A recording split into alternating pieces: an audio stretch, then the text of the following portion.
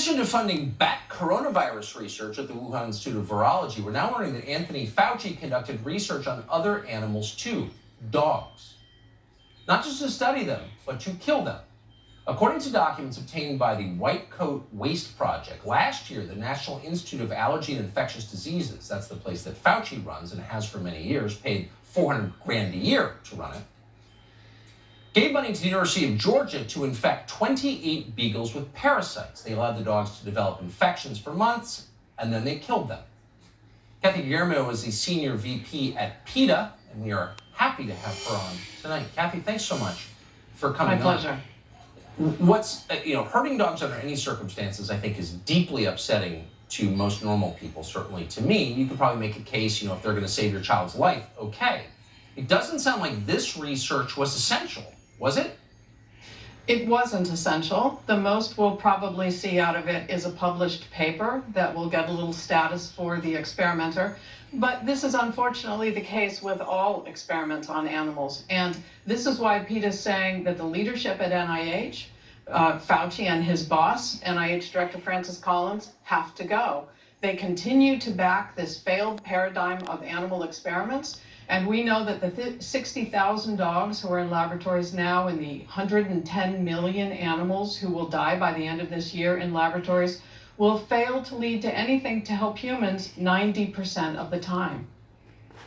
So you can just take 28 beagles because you have a research grant. You don't have to prove that their deaths are necessary or going to improve human life dramatically. You just, because you have the grant, you just get to kill the beagles? That's exactly what's going on. NIH has a budget of $40 billion, and about half of that is going to animal experiments, even though we know, and NIH has published itself, that 95% of new medications and new vaccines that were developed using animals fail in humans. So why are we throwing half of this budget away on animal experiments? There are better ways to do it. PETA's got a plan. We call it the Research Modernization Deal.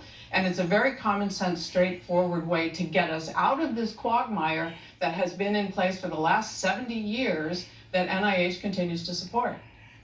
I read that people like Fauci prefer beagles not because their physiology is different, but because they're more compliant and easy to please. Maybe emotional reading that. Is that true? Is that true? Yes, it's absolutely true. We know of a breeding facility in Virginia that we have been trying to get closed down where they have 5,000 beagles in cages, and they sell them to laboratories all across the world. And I think, most people we know from surveys are opposed to the use of animals in experiments for any reason.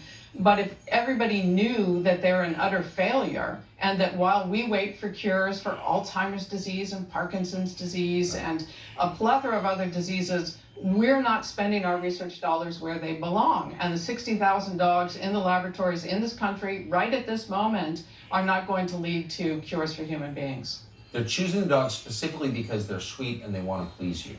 Yeah, that tells you a lot. That's right. A lot about them. Kathy, I appreciate you coming on tonight. Thank you very much.